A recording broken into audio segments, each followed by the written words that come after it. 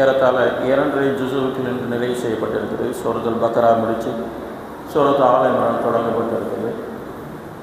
இந்த அத்தியாயங்களிலே அல்லாஹ் மனித தேவைக்கு உண்டான நிறைய சட்டங்களை சொல்லி காட்டுகின்றான்.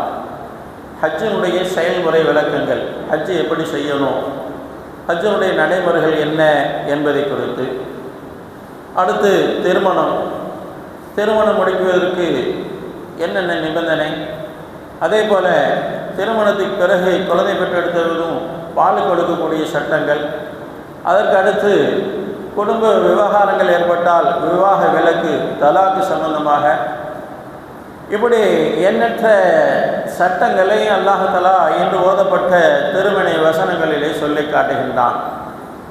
அடுத்து மனித வாழ்க்கைக்கு தேவையான இம்மை மறுமையினுடைய தேவைகளை மனிதன் எப்படி கேட்க வேண்டும் என்ற நடைமுறையும் அல்லாஹ் தஆலா இன்று ஓதப்பட்ட வசனத்திலே சொல்லி காட்டுகின்றான். காரணம், மனிதன் தனக்கு தேவையானதை அல்லாஹ்கிட்ட எப்படி கேட்கணுங்கிற முறை தெரியாத நிலையிலே கேட்கிறான் என்பதை அல்லாஹ் உணர்ந்து நபிகள் பெருமானார் ஸல்லல்லாஹு அலைஹி வஸல்லம் அவர்களுக்கு திருமறை வசனத்தை அல்லாஹ் இறக்கி அருளுகின்றான். அன்றைய கால மக்கள் தவபத்துல்லாஹி வலம் வருவார்கள், தவாபு செய்வார்கள். ஆனால் உலகத்துடைய தேவைகளை தான் கேட்பார்கள். எங்களுக்கு ஆடு வேணும், மாடு வேணும், ஒட்டகம் வேணும், விவசாய நிலங்கள் வேணும், வீடு மனைகள் வேணும், இப்படி உலகத்தினுடைய தேவைகளை தான் அதிகம் கேட்கக்கூடிய மக்களாக இருந்தார்கள் அன்றைய அரபு மக்கள். இப்போ அல்லாஹ் தஆலா மனிதனுடைய பலகீனத்தை பார்த்து நபி அவர்களுக்கு ஆயத்தை இறக்குகின்றான். ரப்பனா ஆத்தினா ஃபித் துன்யா ஹஸனத்தன் வ ஃபில் ஆখিরাতি ஹஸனத்தன் வ கினா அஸாபன்னார் என்பதாக நபியே இந்த சமுதாய மக்களை நீங்கள் கேட்கும்படியாக சொல்லுங்க அப்படின்னு அல்லாஹ் திருமறை வசனத்தை இறக்குகின்றான். கேட்கணும், தீன் துன்யா ரெண்டினுடைய தன்மையையும் கேட்கணுங்கிறான் அல்லாஹ். வெறும் உலகத்துடைய தேவை மட்டும் கேட்காதீங்க, மாறாக மறுமையினுடைய தேவைகளையும் முன்வைத்து கேளுங்க என்பதாக அல்லாஹ் திருமறையிலே மனிதனுடைய வாழ்க்கை தேவைகளை, நம்முடைய தேவைகளை எப்படி கேட்கணும், என்ன கேட்கணுங்கிற நடைமுறைகளை சொல்லிக் கொடுக்குறான்.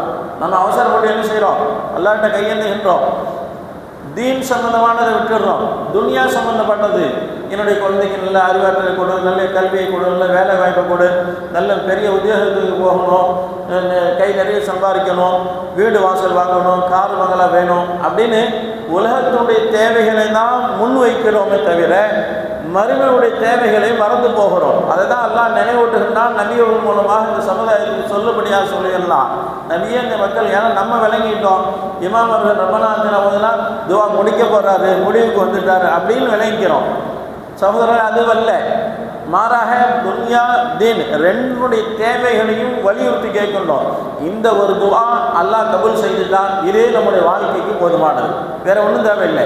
இதில் அல்லாஹ் இம்மை மறுமை ரெண்டுடைய தேவைகளையும் கேட்க சொல்கிறான். எப்படியே ரப்பனா ஆத்தினா ஃபித் துன்யா, யா அல்லாஹ் எங்களுக்கு இந்த உலகத்திலேயும் நலவானதை கொடு, வஃபில் ஆখিরাতি ஹஸனா மறுமையில் எங்களுக்கு நலவானதை கொடு, வக்கினா அஸாபன்னார் நரக நெருப்பிலிருந்து எங்களை பாதுகாப்பு கொடு, எங்களுக்கு பாதுகாத்து எங்களை. இந்த விஷயங்களை எல்லாம் முன்னிறுத்தி இந்த துஆவை கற்றுக் கொடுக்கிறான் நபி அவர்களுக்கு. அதை நபி அவர்கள் சமுதாய மக்களுக்கு கற்றுக் கொடுக்கின்றார்கள். இப்படி கேட்கணுங்கிற முறையை அல்லாஹ் இந்த சமுதாயத்துக்கு சொல்லிக் கொடுக்கிறான். சகோதரர்களுக்கு கேட்டுக் கொடுக்கல. அப்போ வெறும் உலகத்துடைய தேவைகளை மட்டும் கேட்டால் போதாது.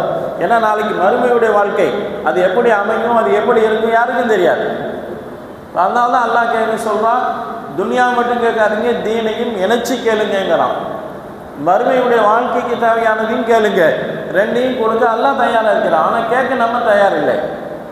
இறை இல்லத்தில் சற்று நேரம் உட்கார்ந்து அவனை பற்றி திக்ர் செய்யணும், அவனுடைய திலாவத்தில் குர்ஆனை ஓதியோ ஏதோ அல்லாஹ்வுக்கு புகழ்ந்து சில வார்த்தைகள் சொல்லியோ அவன்கிட்ட கையேந்து கேட்பதுக்கு நேரம் இல்லை. சலாம் கொடுத்தா ஓடணும், அதுதான் நாம் விளங்கி இருக்கிறோம். அல்லாஹ் பாதுகாப்புக்குரியவர்களே. அப்போ இந்த உலகத்துடைய வாழ்க்கை அல்லாஹ் இந்த ஹயாத்தை கொடுத்துருக்கிறான். சில காலம் வாழ்ந்து மடிய போகின்றோம், மரணிக்க போகின்றோம்.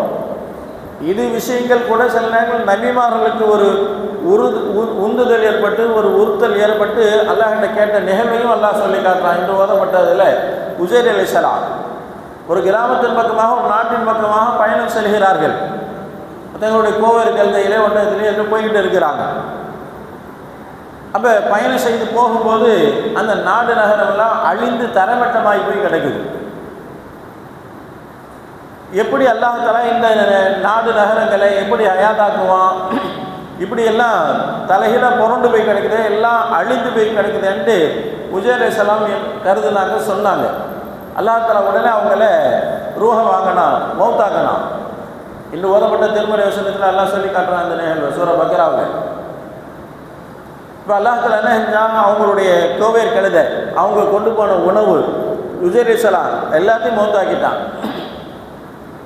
ஏறத்தாழ 100 ஆண்டுகள் மேஅத்த ஆம் என்பதாக அல்லாஹ் சொல்கிறான். 100 ஆண்டுகள் வரை அந்த நபியை நாம் மரணிக்க செய்து வைத்திருந்தோம், மௌத்தாக்கி வச்சிருந்தோம். சும்மா அமாத்தவுல்லாஹ் பாத ஆமீன், அதாவது 100 ஆண்டுக்கு பின்னால் அவங்க அல்லாஹ் தஆலா ஹயாத்தாக்குனா, மௌத்தானதுக்கு பின்னால் ஹயாத்தை கொடுத்து அவங்க சும்மா பாஷா சும்மா எழுப்பினான். மீண்டும் எழுப்பி விட்டு, நபியே நீங்கள் எவ்வளோ நேரம் தூங்கியிருப்பீங்க அப்படின்னு கேட்டான். அவங்க உஜைர் அலைஹிஸ்ஸலாம் சொன்னாங்க, யௌமின் அவ பாலயம், என்ன ஒரு கொஞ்ச நேரம் இல்லைன்னா ஒரு அரை பொழுது அப்படின்னு சொன்னாங்க. ஏன்னா அவங்களுக்கு 100 ஆண்டுகள் ஓடி இருக்கு, தெரியாதுன்னா அவங்க மௌத்தா இருக்கிறாங்க, ஹயாத்தா இல்லை. 100 வருடங்கள் அவங்களிலிருந்து சென்று வச்சு கழிந்து போய்விட்டது. 100 ஆண்டுக்கு பிறகு அல்லாஹ் தஆலா ஹயாத்தை கொடுத்து உஜைர் அலைஹிஸ்ஸலாம் அவங்கள எழுப்புகின்றான். எழுப்பி கேட்குறான், நபியே நீங்கள் எத்தனை ஆண்டு காலம் எவ்வளோ நாள் நீங்கள் தூங்குனீங்கன்ட்டு.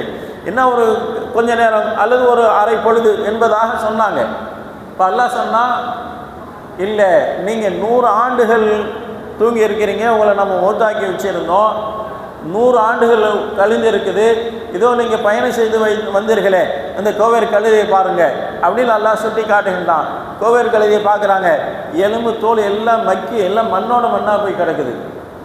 அவங்க பயணம் செய்து வந்த அந்த கோவேர் கழுதையே இல்லை, மாறாக அவங்க கொண்டுட்டு வந்த கட்டு சாதம் இருக்குது பார்த்தீங்களா, அது அப்படியே இருக்குது. அல்லாஹ் தஆலா அதை பாருங்கன்னா அது கெட்டு போகலை.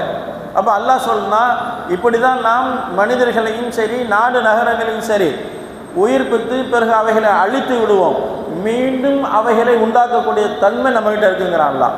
பிறகு அல்லாஹ் சொன்னால், வல்லூர் இலா ஹிமாரிக்க, உங்களுடைய அந்த கழுதையின் பக்கம் பாருங்கன்னு சொல்லி அல்லாஹ் நினைச்சான். அந்த கழுதையை மீண்டும் உயிர்ப்பித்து எழுப்பி கொடுத்ததா அல்லாஹ் குர்ஆனுடைய வசனத்தில் சொல்லி காட்டுகின்றான். இன்று ஓதப்பட்ட வரலாறு இது. இறந்து போன அந்த கழுதையை மீண்டும் எப்படி ஹயாத்து கொடுத்து நாம் எழுப்பி அதை உயிர் கொடுத்து ஓட செய்கிறோம், நடக்க செய்கிறோம் என்பதை அல்லாஹ் மனிதருக்கு புரியணுங்கிறதுக்காக வேண்டி ஒரு வரலாற்று நிகழ்வாக உஜைர் அலைஹிஸ்ஸலாம் அவர்கள் முன்மாதிரியாக வச்சு அல்லாஹ் சொல்லி காட்டுகின்றான். அப்போ மௌத்து ஹயாத்து ரெண்டுமே அல்லாஹ் உலகத்தில் படைச்சிருக்கிறான். அதே நேரத்தில் வாழக்கூடிய நாம் இந்த உலகத்தில் சில காலம் வாழப் போகிறோம்.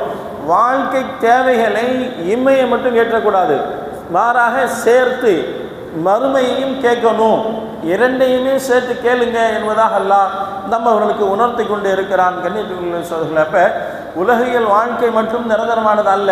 ஒரு சில காலம் வாழ்ந்து மடிய போகிறோம்.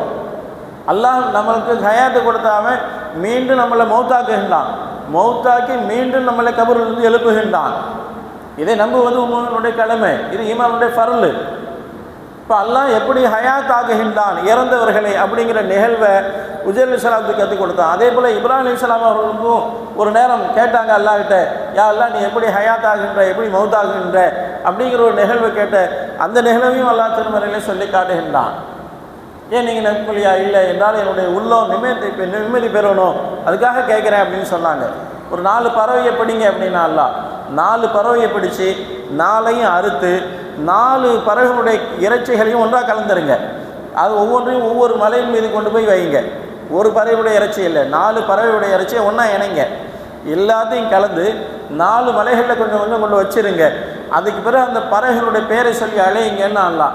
அதே போல் இப்ராஹிம் அலைஹிஸ்ஸலாம் கூப்பிட்டாங்க, எல்லா பறவைகளும் உயிர் பெற்று அவங்ககிட்ட வந்துச்சு. என்ன ஒரு ஆச்சரியம், அல்லாஹ் எப்படி அதாவது எந்த நிலையில் நாம் எப்படி மௌத்தானாலும், தலை ஒரு பக்கம் ஆக்சிடென்ட்டில் கை ஒரு பக்கம் உரு தெரியாமல் அழிக்கப்பட்டு போகுது, ஆனாலும் அல்லாஹ் உயிர் கொடுத்து எழுப்புகின்றான்.